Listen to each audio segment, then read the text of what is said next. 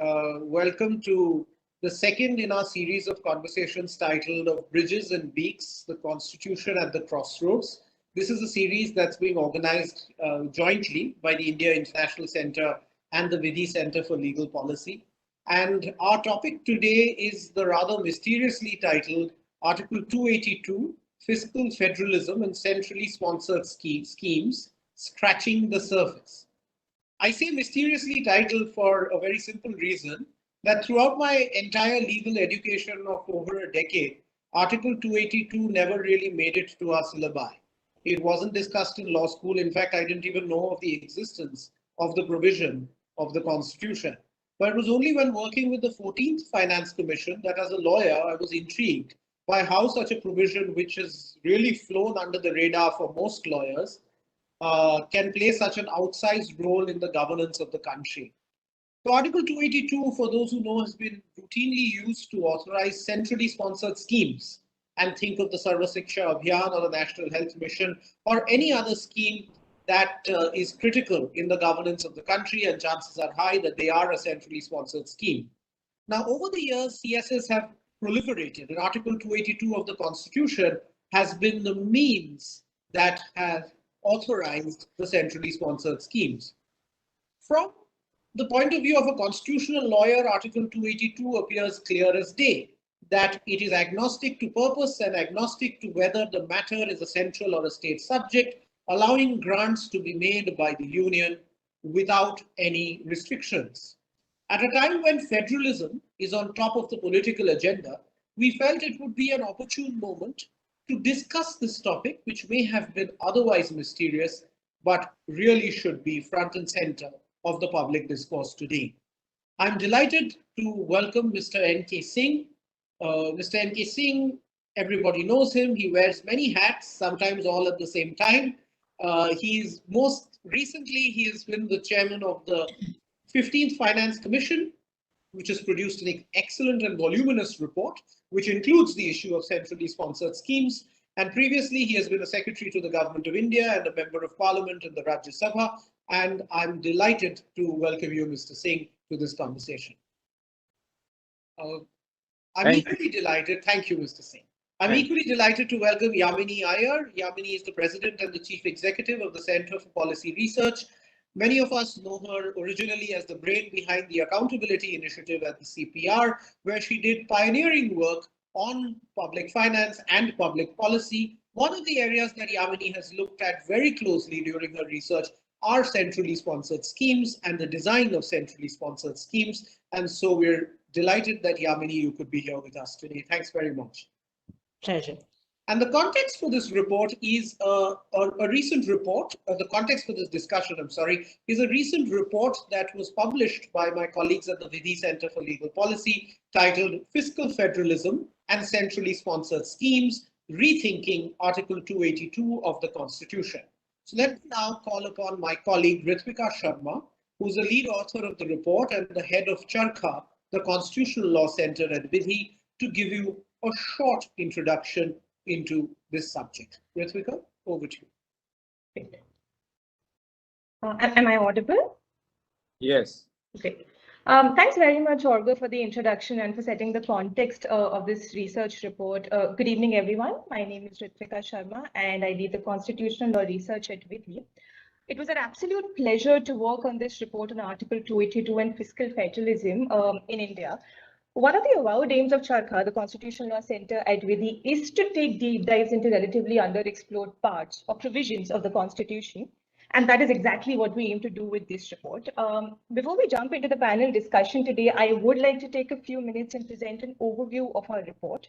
My strategic aim with this short presentation is to give you insights on what we did under this research project and how. I call my aim strategic because I do want everyone in the audience to eventually read the report, which is why I will be concise and not give away the entire content of the report here. Before I start, is my screen visible? Is the presentation visible? Great. Yes. Thank you. Thank you. I'll jump straight into it. The starting point for our research here was expenditure in the area of public health, which obviously, for very obvious reasons, gained renewed interest last year and is obviously of particular interest even now. Public health, as we know, is a state subject, and our report takes a detailed look at the development of the practice of intergovernmental transfers, especially those under Article 282, by using public health as a sort of pivot for our research. So I'll take you through the purpose, the process, very briefly through the findings and the recommendations of our report, of our research report. On the purpose, as I just mentioned, considering that the prompt for our research came from healthcare expenditure, our research inevitably took us to the CSSs which dominate the universe of healthcare. CSSs have routinely pertained to subjects under list 2, which is the state list, as well as the list 3, which is the concurrent list over both the center and the states have legislative competence. National Health Mission and Sarva Shiksha Abhiyan are both examples that Arghya has just quoted, are on health and education respectively, both subjects which are not under list 1, which is the exclusive competence, legislative and administrative competence of the union government. Now, while the constitutional grounding for CSSs is to be found in Article 282, a study of this provision in isolation from other provisions on intergovernmental transfers would have been rather futile.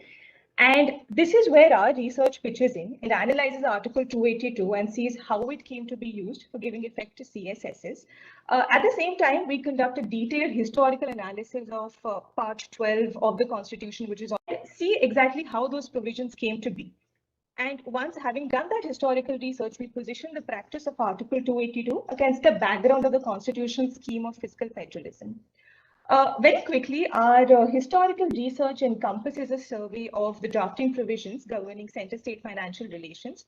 And we go the whole hog by looking at the report of the Joint Committee on Indian Constitutional Reform, which preceded the Government of India Act of 1935. We surveyed the deliberations of the Expert Committee on Financial Provisions of the Union Constitution, which is constituted to examine the provisions, the financial provisions in the Government of India Act. And of course, we also looked at the Constituent Assembly debates.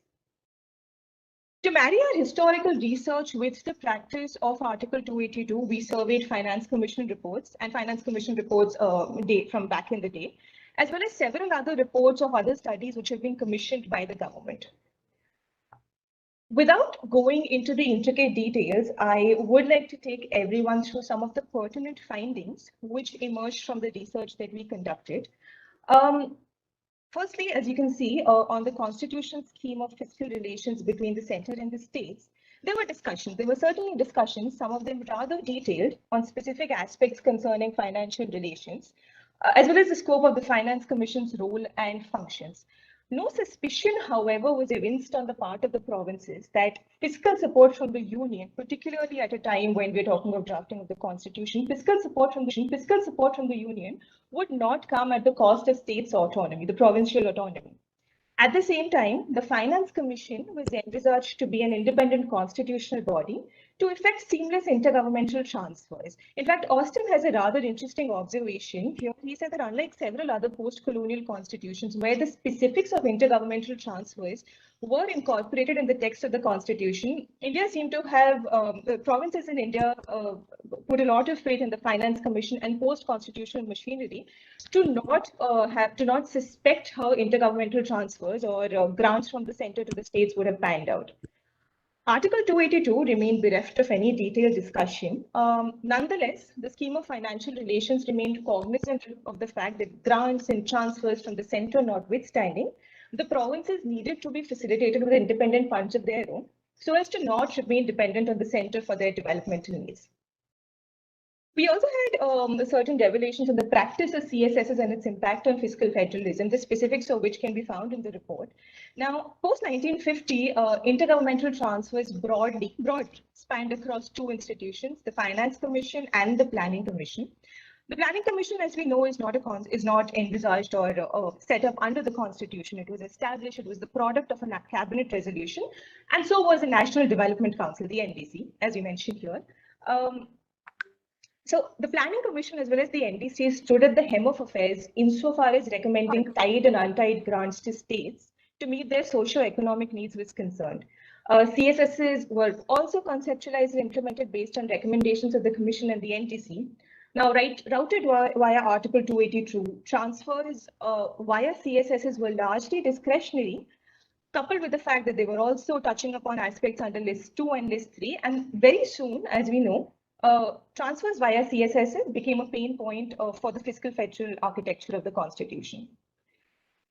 The most interesting parts of our research were passing through the opinions tendered by eminent scholars, eminent constitutional law scholars to the Finance Commission, which is the third part of our findings here on the interpretation that Article 282 ought to be given.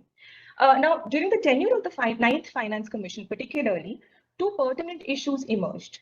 The first one concerned the true remit of Article 282 and whether it permits transfer of funds by the center to the states or by one state to another for specific public purposes only.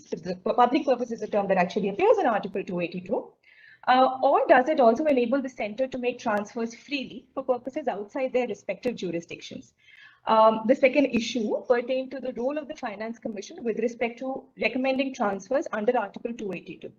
Now, the shorter response to both these issues is currently on our screen. Mr. K.K. Venugopal is currently the Attorney General for India. He tendered a detailed opinion to the Ninth Finance Commission. And he said that Article 282 is not envisaged to be a regular channel of transfers and that the Finance Commission is empowered to recommend grants under Article 282 as well. The longer response to both these issues entailed a discussion on the interplay between all constitutional provisions concerning intergovernmental transfers and the distribution of legislative heads between the center and states as per the list system. On the fourth aspect of our findings, we have also devoted a small section of our report to the existing critique of the use of Article 282 to effect discretionary transfers from the center to the states. So right from the first Administrative Reforms Commission dating back to 1966 to the 15th Finance Commission in 2021. And in between, we had the Raja Mannar Committee, the Sarkaria Commission, as well as the Punchi Commission, also critiquing Article 282 grants and for the very wide expanse for which Article 282 grants were being used. And even extracted a statement from the Raja Mannar Committee report where it said that Article 282 was not intended to make grants tied with conditions to states, and devolution of funds from the center to the states should not be at the absolute discretion of the center. And as I said, like the critique has existed since far too long now. Having said all of this, and by this I refer to the critique of discretionary transfers and CSSs, we need to remain mindful of the fact that in accordance with the 2010 Supreme Court judgment in Singh versus Union of India, the use of Article 282 to channel transfers via CSSs is not unconstitutional. So in a universe where Singh is the current law of the land and a significant number of CSSs are currently operational, the practical next step, as we have also recommended in this report, would be to imagine Article 282 in a way which does not erode the fiscal autonomy of states. In our recommendations, some of and parts of which I've extracted here, in our recommendations, we've surveyed certain judgments of the Supreme Court which have used federalism as a principle for interpreting provisions of the Constitution. Now, a major development, and I must mention here, a major development in the use of federalism in constitutional interpretation was its inclusion in the basic structure for the the landmark Keshwananda Bharti judgment. Now, although originally meant as a test to judicially review constitutional amendments, elements of the basic structure have also been been used by the Supreme Court to interpret existing constitutional provisions. And the same, federalism also has become an important tool or a principle for interpreting provisions of the Constitution. And this interpretive practice is rather well established now. I've cited two examples here where the landmark Boumai judgment has used the has relied on the federal principle being part of the basic structure to interpret Article 356. A relatively recent judgment on Jindal Stainless Steel used the federal principle to interpret provisions in Part 13, which is on the trade and commerce, the provisions relating to trade and commerce. The core idea underlying our recommendation is that constitutional provisions should not be interpreted in a manner that leads to the subversion of the federal structure. In the particular context of Article 282, this means that the provision should be interpreted in a manner which upholds the Constitution's federal structure as well as the intentions of the framers.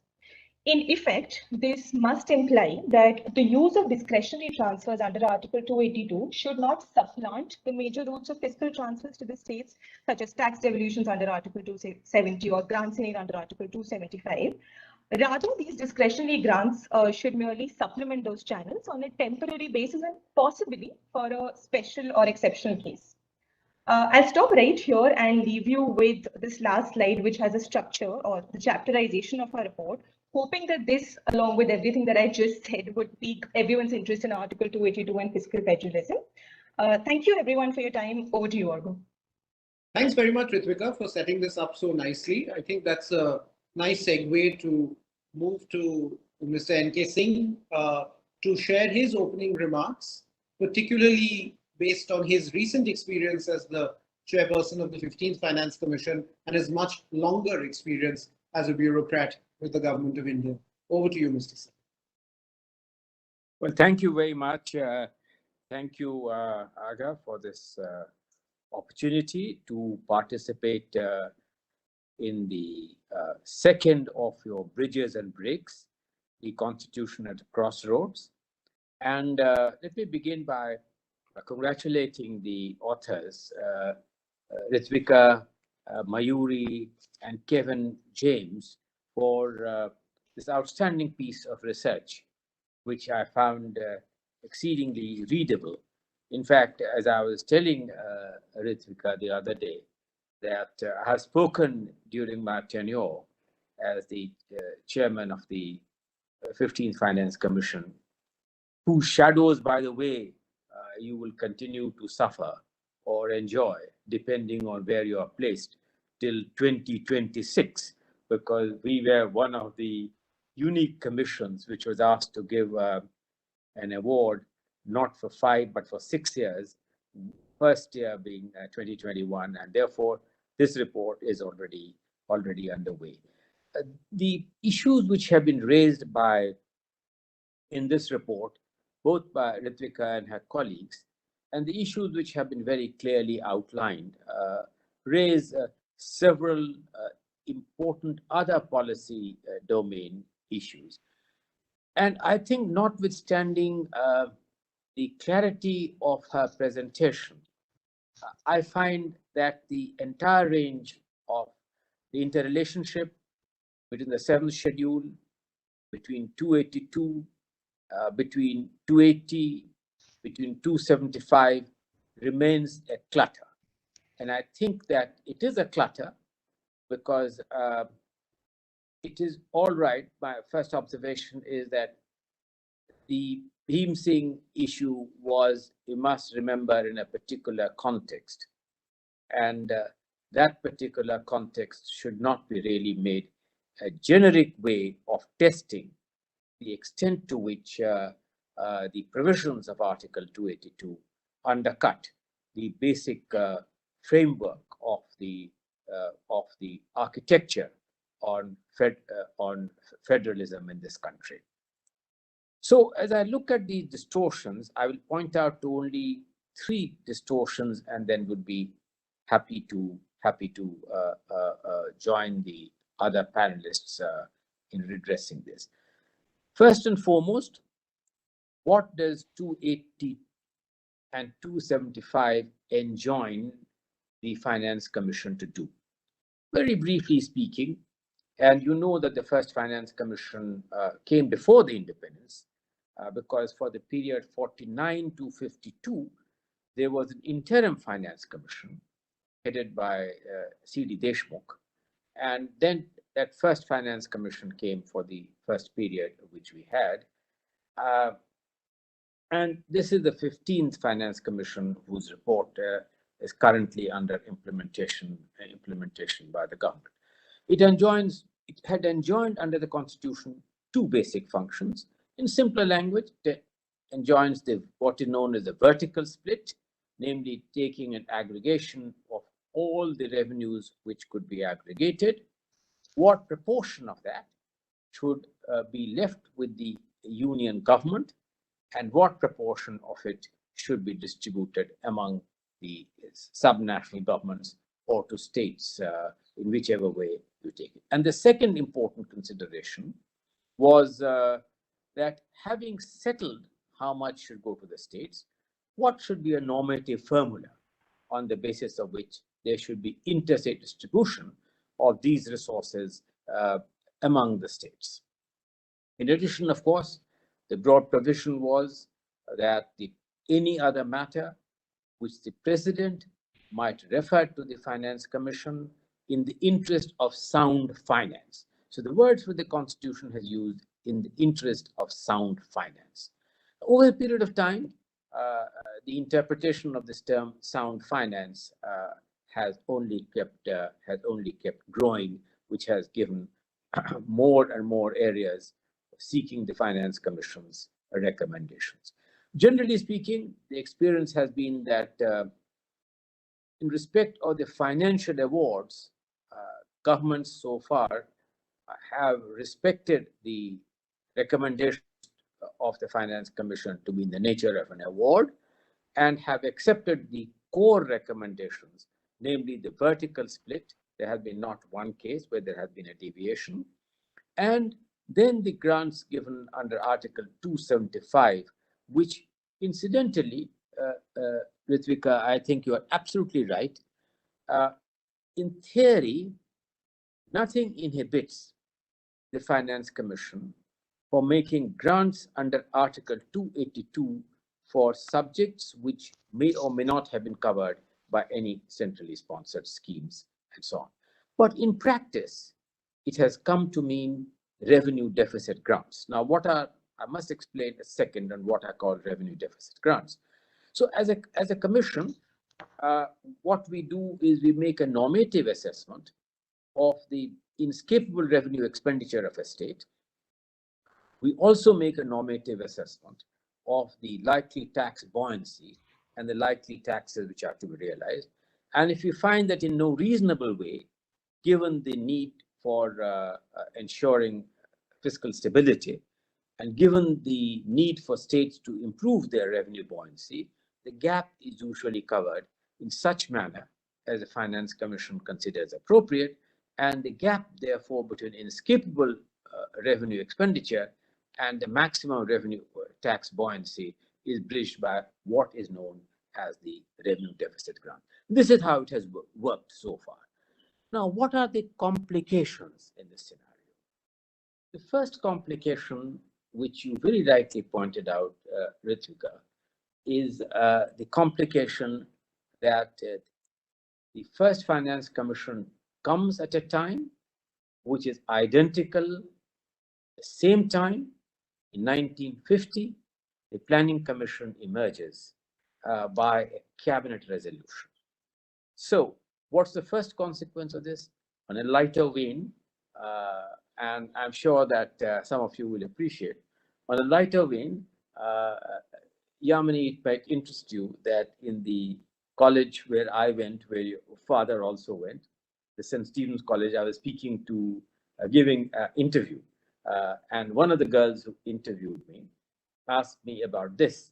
And I said, you know, when the Planning Commission was created in 1950, the then Finance Minister, who after having presented two budgets, Mathai,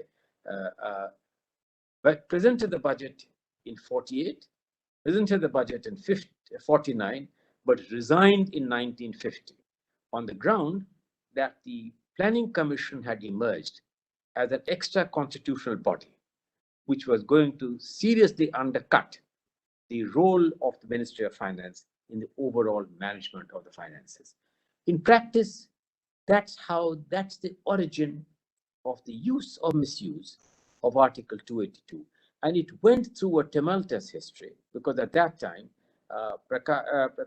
this P.C. Mahanalobis, an eminent economist, had begun to play an important role, and therefore protesting against that and protesting against the emergence of this extra constitutional authority, the then serving finance minister quit. Nothing happened, things carried on, and then the Article 282 became more and more embedded. In practice, it meant that over all these years, the Finance Commission got increasingly boxed, and we are the only unboxed Finance Commission. The Finance Commission got boxed into what came to be known as the revenue expenditure of the Union and the revenue expenditure of the states, while the Planning Commission, from the gross budgetary support which it received, began to become almost a parallel entity for promoting a number of centrally sponsored schemes. Now, we were the first finance commission. A, planning commission was abolished.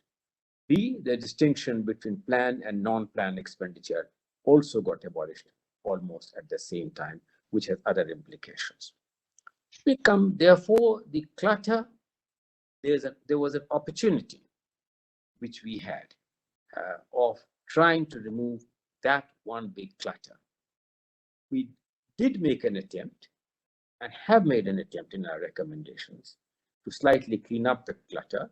Yamini will talk about it. I do not wish to take on something that Yamini would be, because that's a part 2 of it. But let me say that when we did a review of all centrally sponsored schemes, 2 conclusions emerged. First, that as your report very rightly points out, and as we have rightly pointed out in those very words in the Finance Commission, that the transfers outside the Finance Commission do occupy and foreclose a very substantial part of the total revenue, and which is not available to the states when we make our distribution between whatever formula we use. We ended up in using same 42 or 41% as the 14th, given the fact that J&K went away. So is this a reasonable interpretation which the constitutional forefathers would have wanted?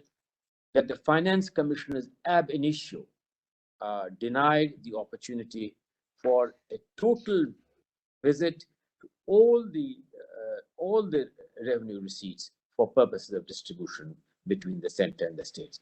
And did the Bleen Singh judgment look at this aspect of the extent to which the role of the Finance Commission over successive governments had been undercut by the proliferation of the centrally sponsored schemes? The proliferation, I do not only mean in numbers. Yes, when we did the last reckoning, we have given the number, but they have been clubbed together. But leaving aside the clubbing of together, and our recommendations on clubbing them further have been in principle accepted by the Ministry of Finance, but the fact remains that these are umbrella schemes. Under the umbrella schemes, there are sub-schemes and sub-schemes. So the fact remains that the clutter is very much there. The centrally sponsored schemes remain more or less where they were. In fact, in the last 2 years, the extent of the revenue which have been foreclosed by the centrally sponsored schemes have tended to go up. So what does this mean for the future of this Finance Commission and future Finance Commissions? We went into this. Then that is the real politique on which Arghya would like you to focus on, and that is also anecdotal.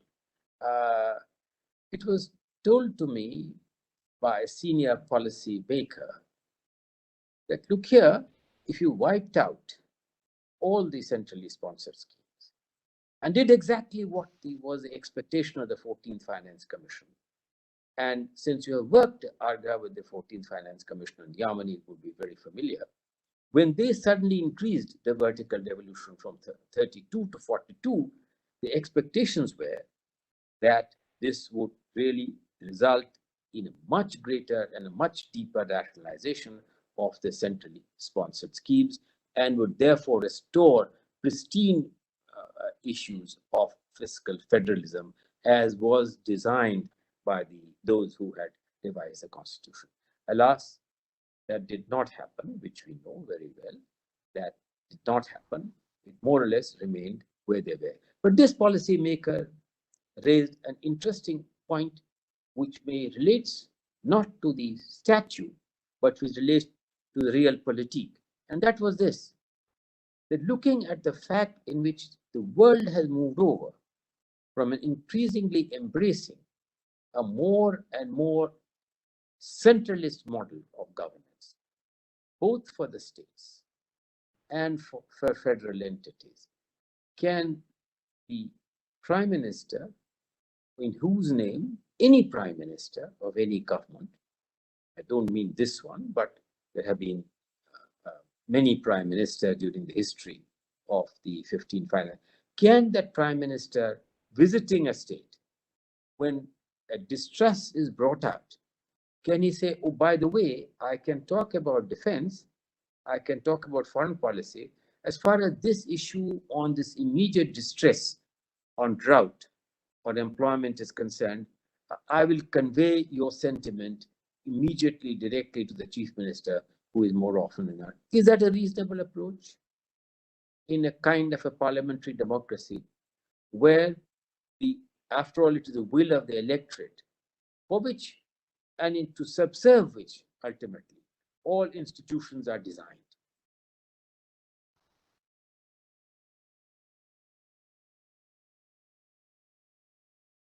A reasonable propensity to uphold the integrity of what the constitutional original structure would have been. I do not want to go that, but I want to raise three small issues and then stop there. First, the issues of 280, 275, 282 go far beyond what this outstanding paper does. Let me give you an example. Now, as all of us know, that in the original scheme of 280, at that time, the third tier of government, on which Yamini is the has got great domain knowledge, the third tier of government had not come into play.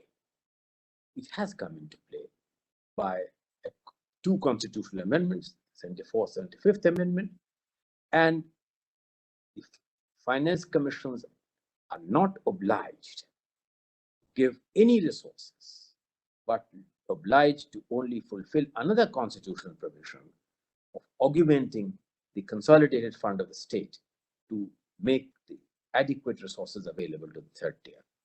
But successive finance commissions, after the enactment of these constitutional amendments, have made generous grants. In fact, the Finance Commission, which I had the privilege to head, made a very, very large increase in the devolutions to the third tier.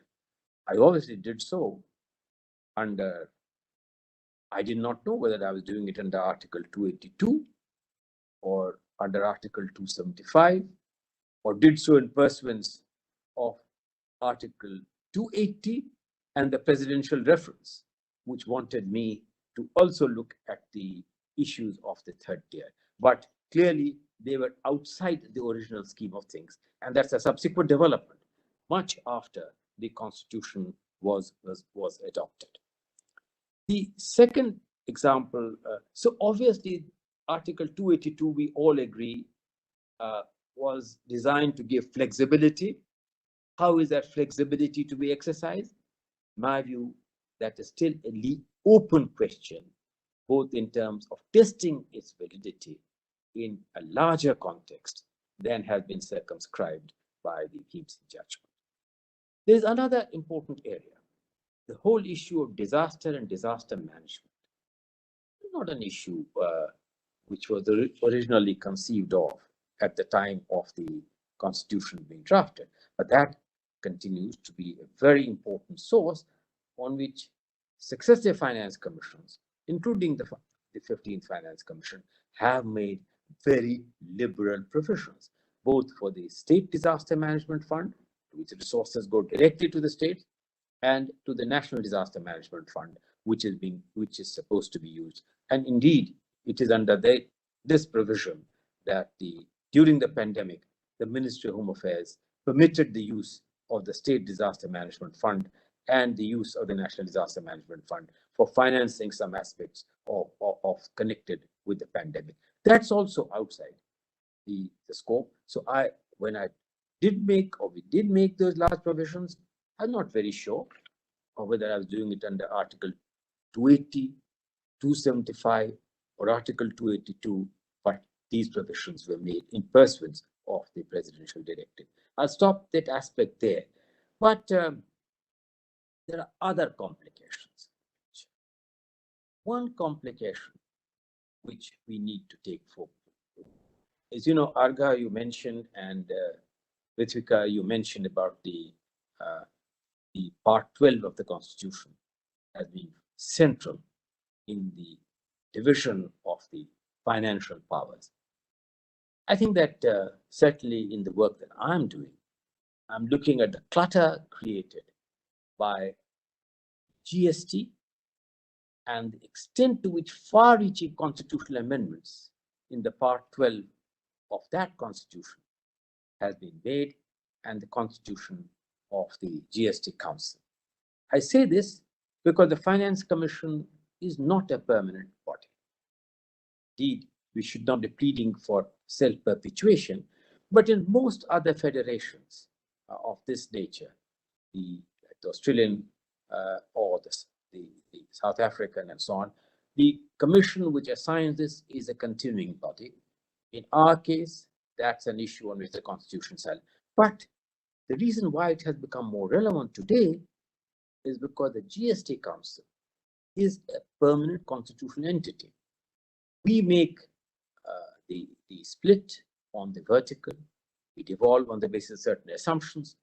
Those assumptions, we have made the award for 6 years, can get undercut by the changes to be affected by the GST Council. Also because there is no recourse mechanism in respect of states are concerned. That's an area where the Constitution is quite silent. What is the recourse mechanism? Give you an example on the recourse mechanism. Remember in the first part of some observation which I made, I said, how do I decide on the revenue deficit grants? I told you the methodology which is all finance commissions have employed and the methodology which I employed. So I went to an important hill state in North India. I went to Uttarakhand. And the chief minister at that time and the entire cabinet said, we have been ruined by the outcome of the last finance commission. Leave the finance commission out. So I said, what did they do? They made unrealistic assumptions, sir, on our revenue buoyancy, and they made unrealistic assumptions on the compression of inescapable revenue expenditure. And therefore, we are in this very dire financial situation. Now, leave that anecdote aside. In case the projections which are being made for a 5-year period or for a 6-year period go horribly wrong, do the states have to wait for the next finance commission, which will in this case come in 2026, to be able to effect some important critical changes? When, in fact, apart from this, the permanent body, which is the GST Council, has the flexibility, very rightly so. That is a very novel change. In fact, it's the best example of cooperative federalism in terms of pooled sovereignty. GST Council is one of the best examples which India can hold of not only working cooperative federalism, but where sovereignty can be pooled for purposes of larger benefits. But these are issues also which are germane when we look at the working of Article 280, 275, and 282. There are other issues which complicate the picture. You look at the issue, for instance, how, and thank you so much, Ritwika, for as a last page in your report, which highlights once again the ambit of the 7th schedule of the Constitution. It sharply brings out how much have we acted, and how further we have moved away from the original assignment of the subjects contained in the lists which you have appended in your outstanding report. And therefore, I believe, as one final comment, this is time for us to go to the drawing board and to revisit the contours and the entries in the 7th schedule based on contemporary realities and based on the far-reaching changes which have taken place, both on the working of the central government and the working of the states. And that, I think, is the medium-term challenge which those of us interested in the issue of fiscal federalism need to apply our mind. Thank you very much. I have overstepped your welcome. I apologize greatly to Arghya, I apologize greatly to Ritwika for having overstepped the time. These were some issues which I thought I'd bring before you. Not at all, Mr. Singh. Thank you very much for that really professorial overview of the history of center-state federal relations and the very provocative questions at the end. And I have a few thoughts on them, but I'm going to hold my horses at this point of time, because one of the topics that you mentioned was the fundamental change of scenario that your Finance Commission encountered because the Planning Commission was no longer there and schemes were so-called rationalized into some umbrella schemes. And I think that provides a great segue to Yamini for your remarks, particularly on the design of CSS schemes, especially given the fact that we know a lot of them are on state subjects, and how you think these schemes can be designed, especially in this new normal that we are in this post-Planning Commission world, how these schemes can be designed to ensure that the matters on which they deal with, health and education and so on, are actually matters that are governed well. So Yamini, over to you. Thank you, Arghya, for inviting me to this important discussion on a subject that has long been at the core of a lot of the thinking I have done on social policy and governance issues. You can't debate governance in India without encountering the dreaded centrally sponsored scheme. And the way I've interpreted this is that we are caught in this inevitable tug of war of centralization and decentralization, and it's in the interstices of this tug of war where social policy actually gets implemented. So it's a really welcome opportunity for me to reflect again on this issue and to learn from the absolutely wonderful report that Ritwika and team have put together, which is really insightful. And I've always looked at Vidhi's reports and thought to myself, CPR needs to figure out how to be able to make punchy but really crucial and important points in the way that you all do. So reading through the report, I also felt a tinge of envy and a reminder that I need to talk to you guys on that. But really, an excellent report that also puts into, I think we talk about these issues often in silos, but they're all deeply integrated. The constitutional debates, the backdrop, the context in which the evolution of the architecture of fiscal federalism took place, and how that has unfolded over the decades is such an important issue. And when we look at it from the point of view, as I do, of implementation and social policy, one often forgets this broader context in which these schemes evolved in the first place, their constitutional significance, and how they interact with the different institutions of fiscal federalism. And of course, to Dr. Singh, every opportunity to hear you is a lesson in a masterclass actually in fiscal federalism, as was today. And so much of what you said both helps frame and understand the context and realities of the fiscal federal architecture today, but also pointing to the very, very crucial and provocative context in which we find ourselves today. I think we are at an important point in the history of fiscal federalism in India, a point that could actually be an important opportunity to re-architect and address some of the challenges that we have confronted. But to do that, we need to be able to know which are the right questions to ask, understand the institutional landscape and how the institutional landscape intersects with each other, and also in the very real context of the shifting dynamics of the Indian economy itself. So it was a pleasure listening to you, and I feel a little humbled at having to speak after you, because all that has to be said has already been said, but I'll give it a try anyway. I think I want to say two things before I respond to the specific points, questions, Arghya, that you talked about. One, every time I've encountered this challenge of centrally sponsored schemes, the politics comes at the heart and center of it. And Dr. Singh referred to this in his remarks as well, and comes in the following way. What has always puzzled me is how a polity that, particularly in the coalition era of the 90s and 2000s, that was increasingly decentralizing, where states were at the center, where state regional parties played a very important important role in national governance and use that opportunity to extract benefits for their states and their parties in different ways. Yet, despite inevitable complaining, I mean, if you look back even at the 14th Finance Commission report, I record our Prime Minister as Chief Minister saying it should not be 32%, it should be 50% devolution to states. Centrally sponsored schemes have always been the bane of all state governments. Complaining is part and part, goes back to the Sarkaria Commission and before.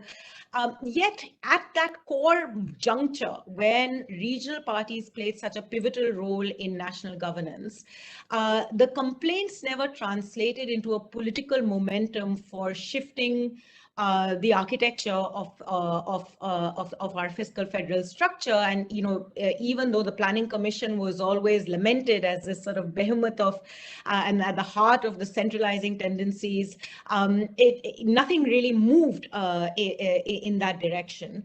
And every time we would talk to state governments, the complaints were rife.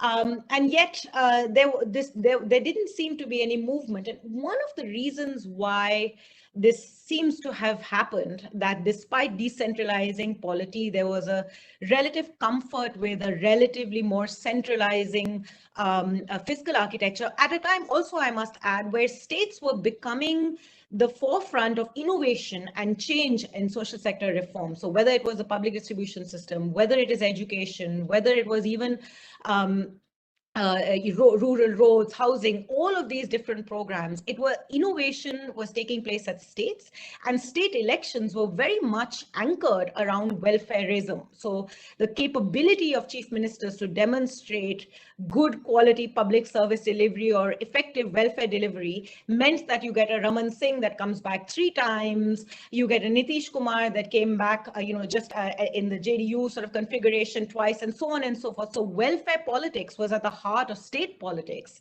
and innovation was taking place there. Yet everyone complained about their hands being tied by centrally sponsored schemes and didn't do much about it. I think part of the answer lies in how the politics of centrally sponsored schemes played out and how it actually allowed for a very comfortable federal balance in the following way. If you look at CSDS data, and the political scientist Louise Stillen and her co-authors have pointed this out, you see that in fact for many centrally sponsored schemes, it was the state chief ministers that were able to walk away with full credit for implementing schemes well. So even the National Rural Employment Guarantee Act, which in 2009, in that 2005 to 2009 phase was very much seen as a UPA sort of flagship, it was opposition states of the time, the Chhattisgarh, Rajasthan, which was run by the BJP, that were at the forefront of delivering this scheme well. And in fact, it was these states that were, these chief ministers that were being rewarded for effective implementation of the scheme. So, and don't forget, NREGA had to be renamed Mahatma Gandhi National Rural Employment Guarantee Act, the impossible acronym of MNREGA, because states were getting way too much credit and the UPA was beginning to feel this is our scheme. What happened? Why aren't we getting the benefits? And I think that allowed for a very comfortable federal compact where credit could be taken when a scheme was implemented well by the state political architecture without it having to put too many of its own resources. So the other really interesting thing is that if you look at how center-state fiscal balance was being played out, these centrally sponsored schemes were meant to be top-ups to states specifically for non-wage expenditure. But what states began to do is that they began to use these schemes as substitutes for wages. So Sarva Shiksha Abhiyan, you talked about it a little in your opening remarks, was specifically meant for non-wage expenditure. Teachers' salaries were not to be part of the Sarva Shiksha Abhiyan. If you look at what the allocation of funds looks like now, 25 to 30%, and in some states even more % of that fund, all for teacher salaries, is paid through Sarva Shiksha Abhiyan. So there's a nice substitution effect. States are able to implement social policy programs without dipping into their resources, using centrally sponsored schemes to substitute. And it sort of suited the politics really well, which I think is one of the reasons why, although there was a lot of complaining, there wasn't effective politicization and effective action, even when state parties, regional parties had an important say in national politics. Similarly, blame could be attributed the other way around. So think back to the 2009 or 2010 UPA elections. Mayawati complaining, I couldn't implement Nareka because UPA didn't give me enough funds, release the funds on time. And the Congress party campaigning in UP saying, we gave you Nareka, but Mayawati did not implement it. So again, the politics of credit taking and blame gaming played an important role in maintaining that federal compact. And I think the one thing that is shifting now is precisely what Dr. Singh was alluding to. As we are moving into a technology-driven delivery architecture, where schemes can actually be directly attributed to by cutting out layers of implementation at the grassroots, the presence of the political structure at the top delivering these schemes starts becoming more and more visible. So the big change in the 2019 elections is for many of the centrally sponsored schemes across states, which whether opposition states or BJP states, you saw credit now being directly attributed to the national government for implementation of these schemes. And this is also a time when you're beginning to see state governments resisting certain kinds of centrally sponsored schemes and putting their own names onto it as well. So I think there is a moment of a new politics that is beginning to play out, which may have some impact on reshaping the political dynamics, but at the same time, this ability to grab credit incentivizes national governments, as it always has been from the 1970s on, to continue in the practice of centrally sponsored schemes because it is an effective electoral strategy. So ultimately, resolving the challenge of centrally sponsored schemes requires a very deep discourse with the politics. And I think the institutional shifts that Dr. Singh was talking about, the GST Council, the Planning Commission, moving away actually now adds a more complicated politics here, because we do not have a political institutional structure where some of this can be negotiated. For all its failures of the of the Planning Commission and all of its centralizing tendencies, which I have argued consistently have been deeply problematic, you're still, at least the National Development Council created a platform for political discourse and dialogue. We don't have that now. And I think it's in that vacuum that a lot of the tensions and trust issues that between center and states are beginning to emerge. And the pulls and pressures of credit taking and blaming are unfolding without an institutional structure in which they can be debated and resolved, and a new compact can emerge. I want to say two more things here, moving away a little bit from the politics to the realities of implementation. The bulk of centrally sponsored schemes are primarily focused on social policy, which for all good reasons on first principles alone ought to be at the state level.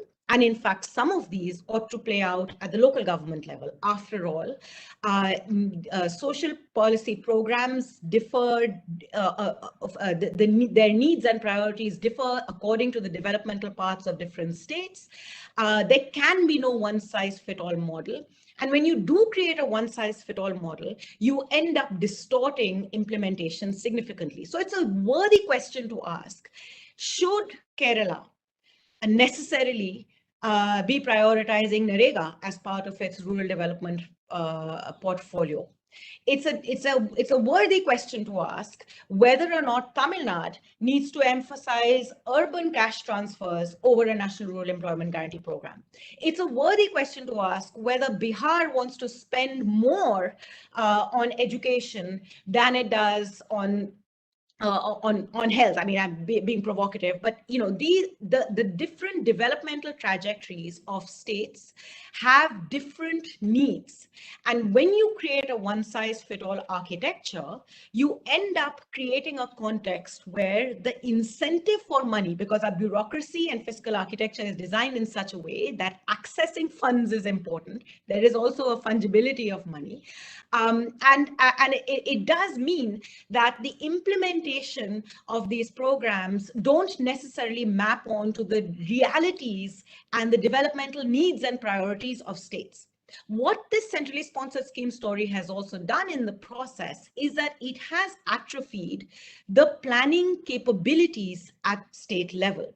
So when the 14th Finance Commission came in and centrally sponsored schemes were expected to fold into this expanded devolution, one of the big challenges, and quite a real challenge, was that state planning capability had actually completely disappeared, and line departments had got used to working with the Planning Commission and the Central Ministry's line department to plan and implement centrally programs in social sectors. In fact, in one of our, we did a series of interviews with bureaucrats and to try and understand why, after the mandate of the 14th Finance Commission, politicians and bureaucrats at the state level started asking for centrally sponsored schemes all the way again. It was like you asked for the cake, you got it, and now you want to now you want to take them to take the cake back away from you.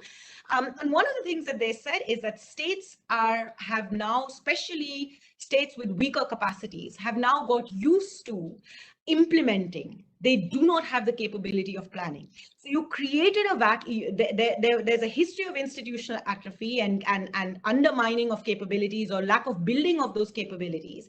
And now we find ourselves in a vacuum. And the fear is, in that vacuum, the social sectors will get neglected.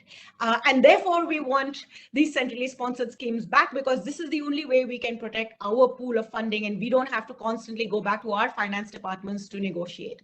So the absence, and you'll see this across the board, planning capabilities across most states, with very, very few exceptions, are non-existent. Planning departments are punishment departments. Bureaucrats who are there are there as punishment postings, and there simply isn't any capability, because we haven't invested in that capability to ensure that states are able to effectively build the bureaucratic capacity and administrative capacity that they need to plan and therefore implement according to needs and priorities, which then creates this vicious cycle of wanting central intervention on the one hand, but then despising that central intervention, because then you fall into the trap of being in a one-size-fits-all mode, which simply doesn't allow you to invest in ways that enable you to effectively implement schemes to your priorities. So you get absurd, and it also results in extremely inefficient expenditure. One example, the state of Bihar in the 2009 to 2012 phase was very actively implementing education programs. And these were state specific. They were very closely associated with the chief minister. He had his own scholarship programs with his name attached to it, uniform programs and other such schemes with his name attached to it. The right to education through the Sarva Shiksha Abhiyan also had line items for scholarships, for uniforms, for transportation. So when the state planned, they asked for money not for these line items, but for other things that they wanted to spend on. They come to the central government to discuss their annual plan, and the central government says, but you've not allocated money for transportation, for scholarships, for uniforms. Therefore, you have to spend, we are going to give you money for those at the cost of some other money that you were requesting.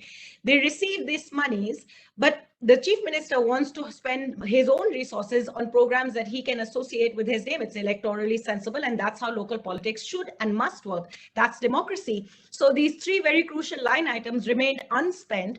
And because in our expenditure management system, you can't move line items up and down once they get approved, this was just unspent money, completely inefficient for a state that desperately needs a lot more financial resources to improve its education system. So, so it is this. So the lack of planning capability, which creates a vicious cycle for a one-size-fits-all model of centrally sponsored schemes, builds in its own inefficiencies to give you the perfect storm of an inefficient and frankly a system that undermines the outcomes you seek, a mechanism for financing social policies. The last point that I wanted to make, it relates to the third tier. And again, here you see exactly the same tug of war that plays out between the center and states, between states and local governments. And the big challenge that Dr. Singh also pointed out, the Central Finance Commission is under no constitutional obligation to support to financially resource local governments. It does so. It's meant to augment the State Finance Commission, the state's treasury, to be able to meet the need, what is recommended by state finance commissions. But we've seen consistently that state state finance commissions haven't done their job because state governments want to hold on to their resources in much the same way as the central government wants to do with its own resources, and the same credit attribution game plays out. What do we do then with the third tier? We've now ended up in, again, an extremely imperfect world.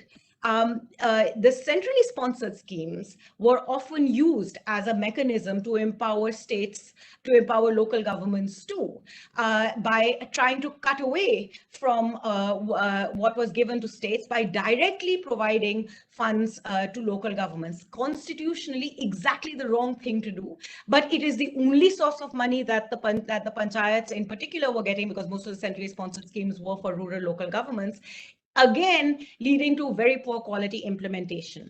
How do we work through this? Ultimately, it is the politics of the state that has to prepare itself to effectively both be open to building its own capabilities to make the best use of expanded devolution, which is now happening. And at the same time, it has to develop the political maturity to be able to effectively delegate and devolve responsibilities to the third tier in ways that ensure that the Central Finance Commission is augmenting, not supplementing or substituting for what the states should be doing. This requires deep political maturity. It requires the conversation on fiscal federalism in India to move away just from a discourse amongst economists and constitutional lawyers, but to firmly enter the political domain. And perhaps the only way to do that is to revive the political institutions that we have for interstate and center-state dialogue and discussion, which is the Interstate Council. I think the absence of these institutions creates vacuums in which deeper centralization can foster, and then we look for options to substitute or make up for other institutional failures, and end up in precisely the conundrums that Dr. Singh was talking about, particularly visible with the third tier. Is it for the Central Finance Commission to be doing what the states should be doing? But if they don't do it, then you lose, then you completely undermine and disempower the most important tier of our governance architecture. That's one of the big questions we need to figure out, we need to find answers to moving forward. Thanks very much, Yamini. I think that was a wonderful compliment to what Mr. Singh laid out, and I'm very glad that you specifically spoke about that anecdote from Bihar, because that puts in sharp relief what's at stake. What's at stake here is ultimately education for a rural population in Bihar. So it's whether there will be money for education to be funded in a way that meets certain quality standards. And I think that's really what's at stake here, because we kind of tend to forget talking about center and state and the real polity, that ultimately what's at stake is education and health and several other social sector issues, and how that's going to be funded and how effectively that's going to be rolled out. So I think there's a lot that we have to unpack, and I just want to tell everyone who's in the audience, who's been patiently waiting, that there is a chat box. Please do put in your questions there, and we'll try and take as many as possible.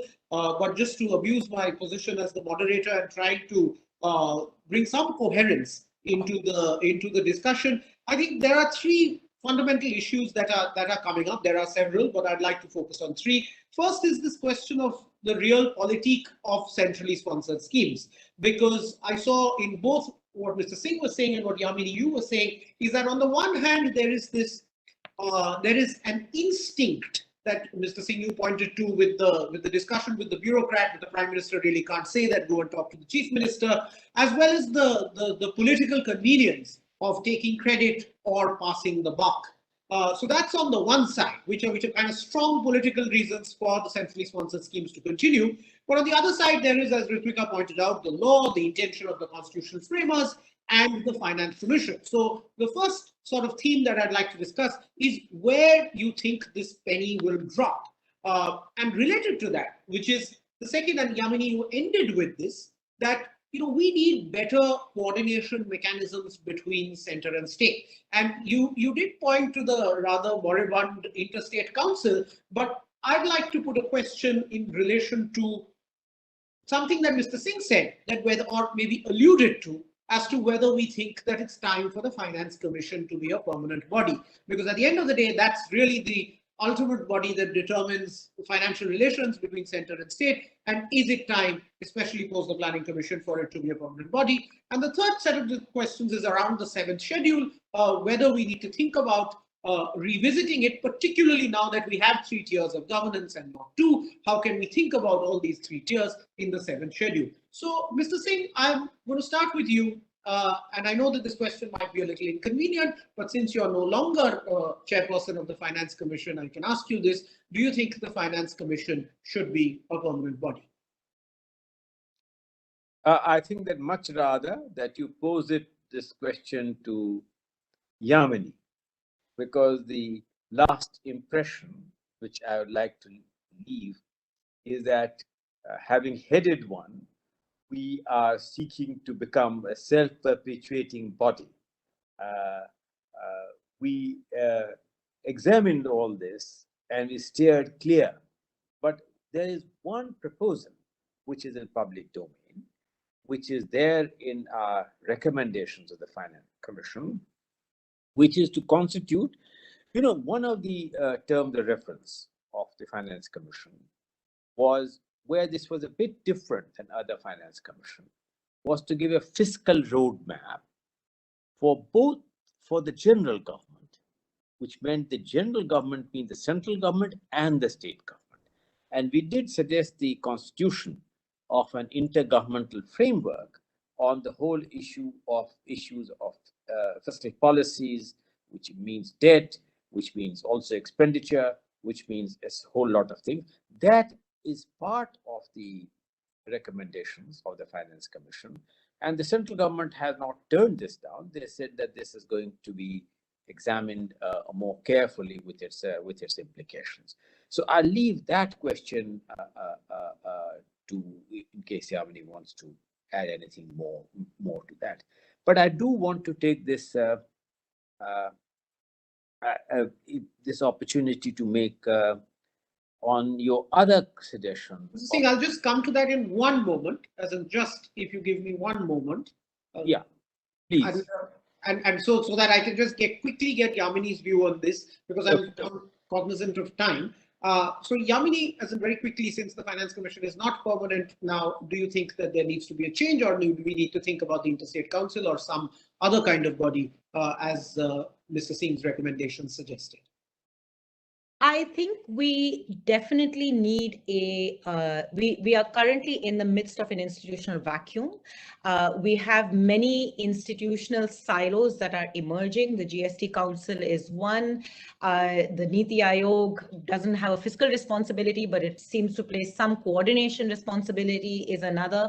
And in this, we don't have a coordinated intersection. I think the point that the argument that Dr. Singh presented was a very compelling one, which is that there is a lot that happens in the 5 years, and in that and projections may change, and in those 5 years there is a need for monitoring, there is a need for tracking, there is a need for negotiation.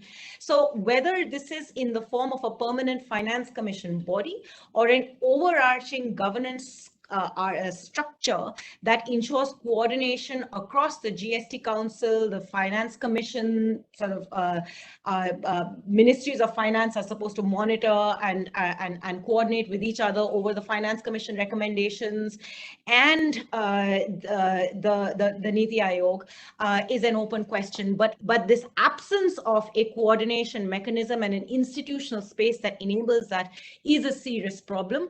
I do think that there's a very compelling case, perhaps not for a permanent Finance Commission in terms of commission members and a chair, but a secretariat that consistently monitors and builds a knowledge base on how the Finance Commission recommendations have implemented. Because what happens, as happened when when Dr. Singh became commissioner, is that then you start commissioning research studies to find out how the last 5 years have gone. But there's a lot of things that could have been resolved right in the midst of those 5 years too, which would have made a big difference. There's no one owning and holding this.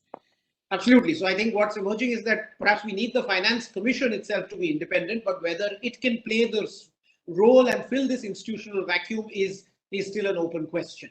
I take that entirely. So, Mr. Singh, coming back to you, you wanted to take on one of the other questions that I No, I wanted to exactly say what Yamini has said now, that we did feel that there is a need for a mechanism which fosters meaningful dialogue, whether it should be there is one constitutional body. You have mentioned that, Yamini has also mentioned it. Based on Sarkaria Commission's report, we did have a Center State Council, but the way in which it has evolved, it has not evolved in the way in which the intentions of the Sarkaria Commission report would be. The Planning Commission, alas, which we all agreed was an extra constitutional body in a certain sense, and therefore you do need further thought on what would be a mechanism which enables this kind of a dialogue. That's right. I share Yamini's views that there is need for a durable consultative mechanism, not in the old mindset, but in the new mindset, because challenges have changed. Opportunities have also changed.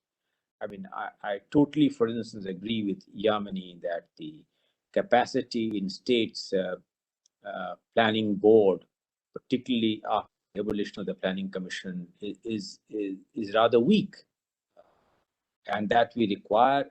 I mean, for instance, to give you one example why Yamini is so dead right, is the fact that you see, take an issue like debt. Debt is a principal macroeconomic anchor, which you all know, and that is central to macroeconomic stability. And the debt profile of the central government is of little avail unless we have the debt profile of the states. We need the debt profile of the general government. Therefore, each state government needs to have at least a debt and a fiscal cell to be able to do that. And that will strengthen and serve the purpose that Yamini has in mind, how to build capacity at the state level. One more last comment, since I have got Yamini, I totally agree with you on the observations which you made on the centrally sponsored scheme that were not part of Arghya's question. But I want to mention to Yamini that in the rationalization, in the deep rationalization of the centrally sponsored schemes, the discussions which we had more than once came around to exactly what we were discussing, that you decide on an X amount of quantum. Within that, you mention that these are the national priorities, but you give the flexibility to the states. So you provide a bouquet of choice, which would be in some ways combining the virtues of assurance of finance, comfort of the fact that these are on national priority schemes, and yet not box them into one size fits all, which was the exact thing that the Planning Commission was doing wrong and on which there is overruling. So that proposal, we hope that in the spirit in which we have made our recommendations on a deep rationalization of the centrally sponsored schemes, those presentations and those in-depth discussions will not be forgotten.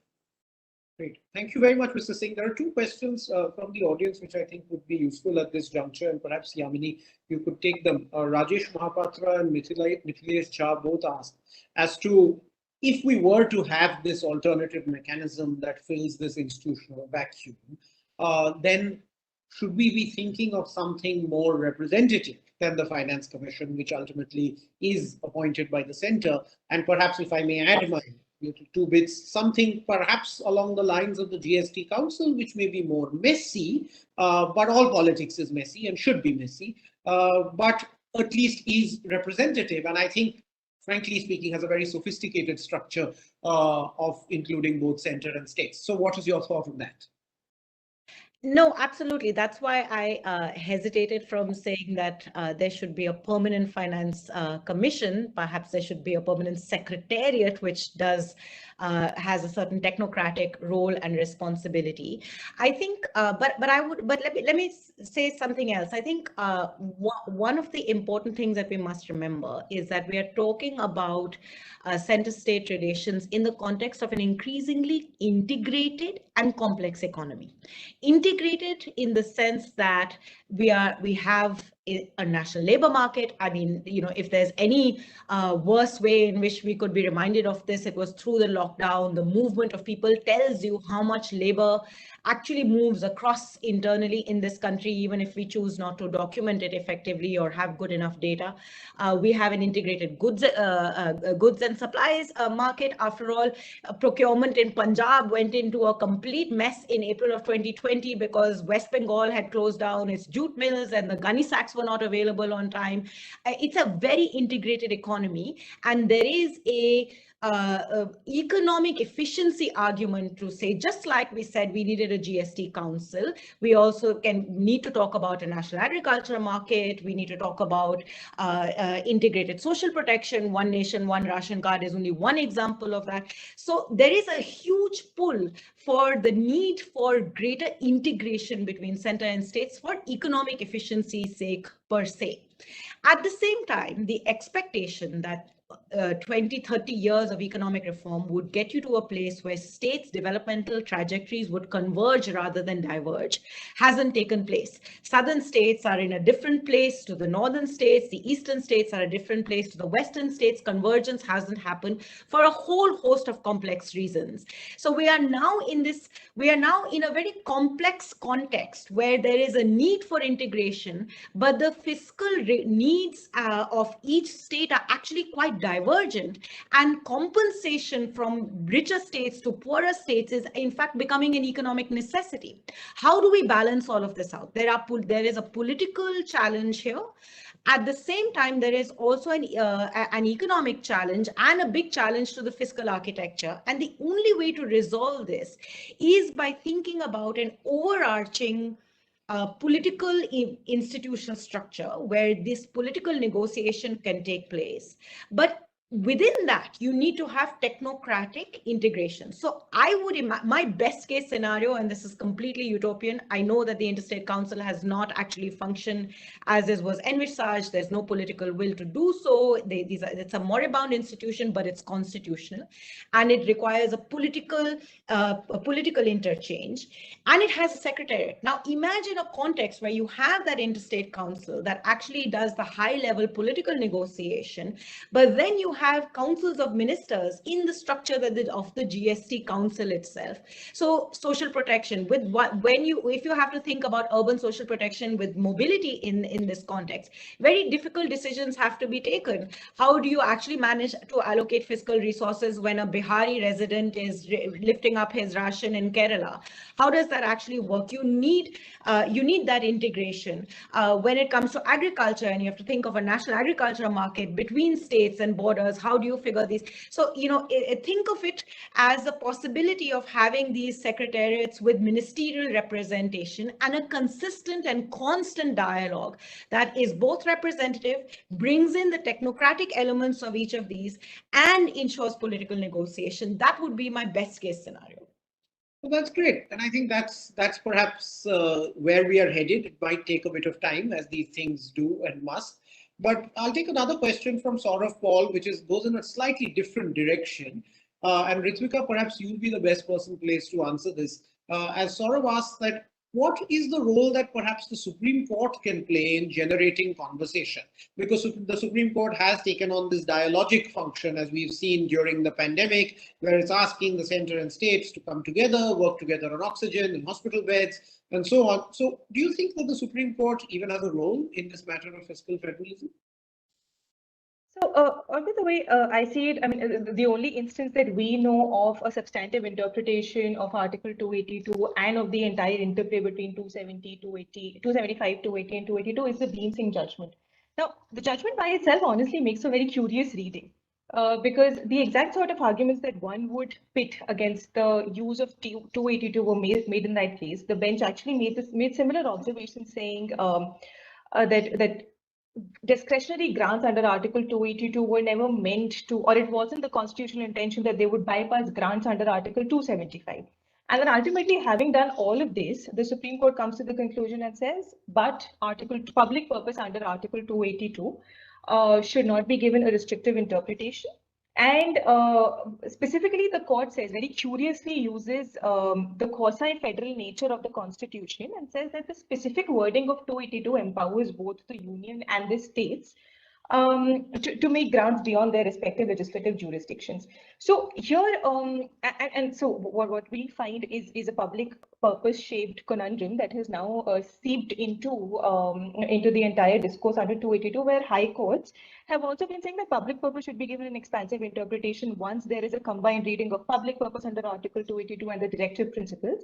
The result is the same, where nobody really wants to venture into 282 and what public purpose can potentially mean. So I see, I mean, and currently, that given that Bleen Singh is the current law of the land, possibly it's only the Supreme Court, by means of a renewed look or a reimagined look at 282, can possibly say what sort of conditions can be imposed on grants under Article 282, and how high courts can also possibly follow the lead there. So yeah, I mean, until the time that doesn't happen, of course, Bleen Singh is the law of the land.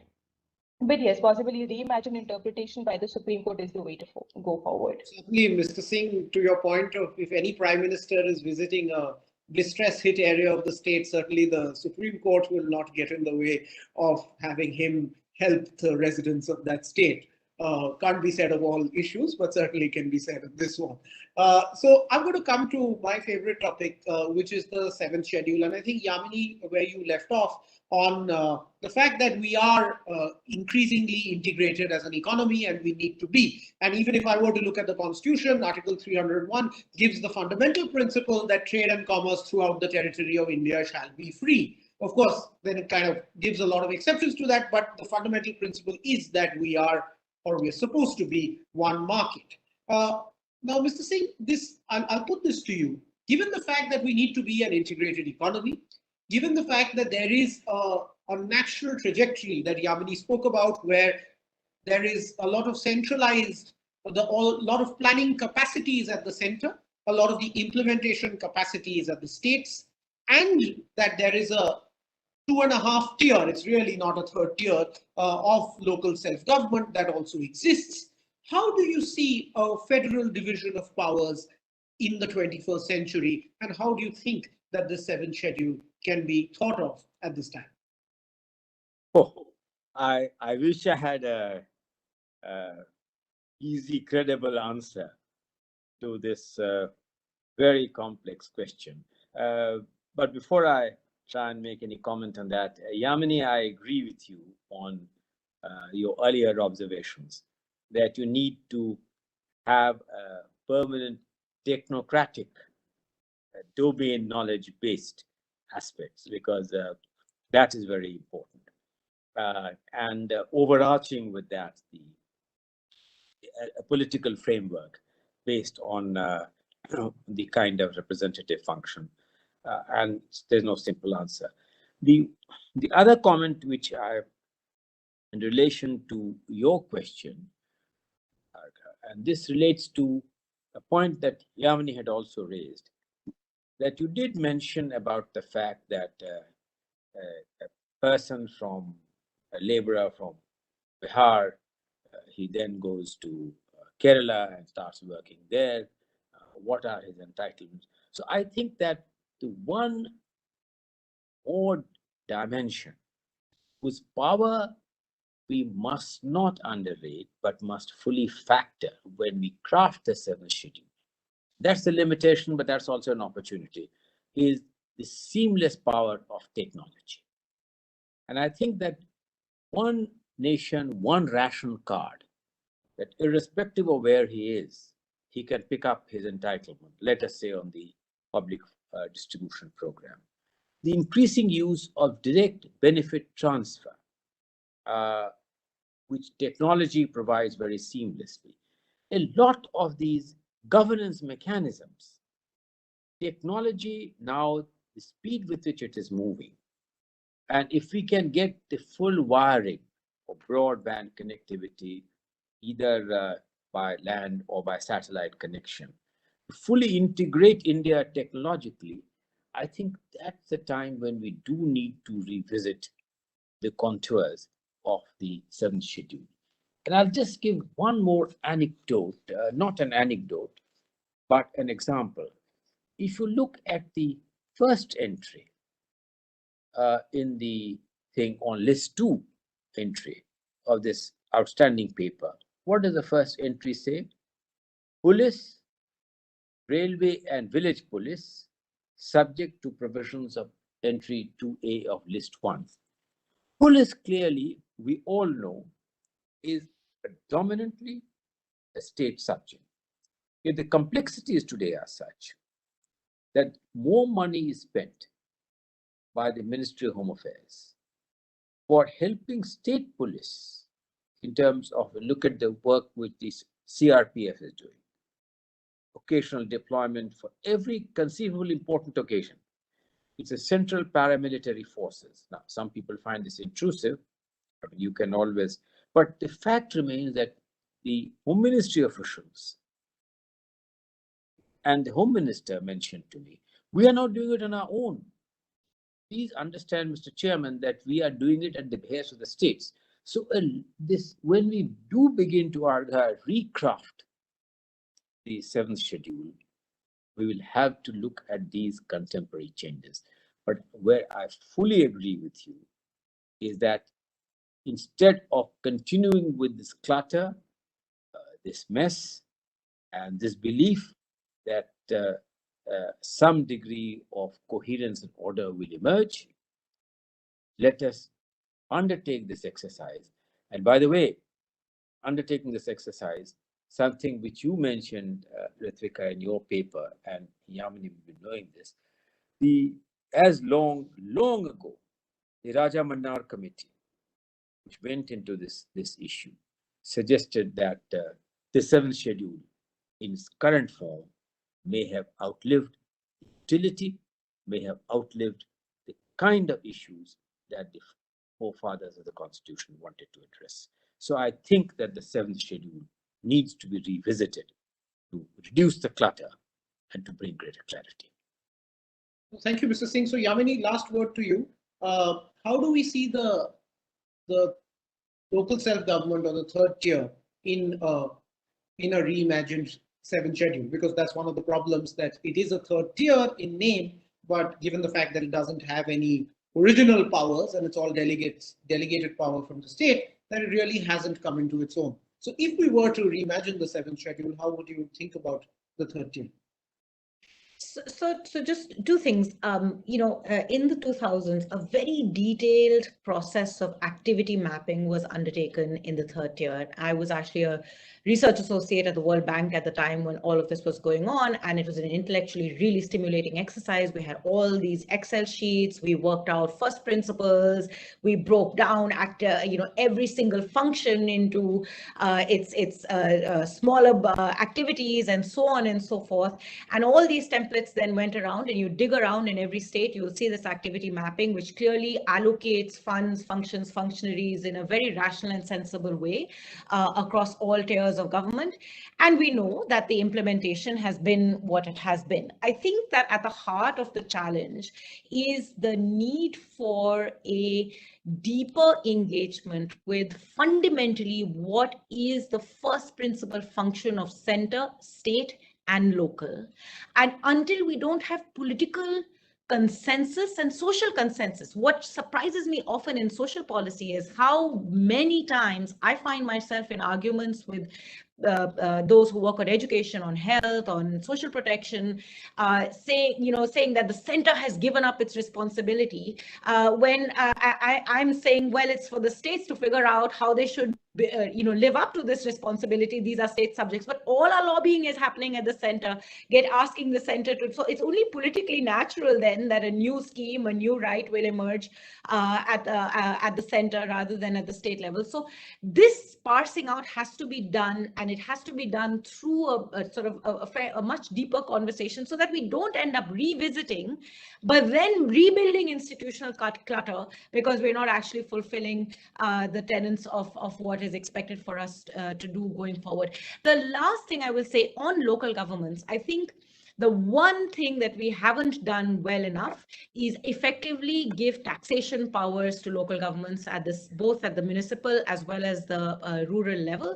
The GST complicates matters. There's an interesting proposal on the table, and Dr. Singh, I think we've had conversations about this, about the possibility of GST shares actually being devolved to the third tier.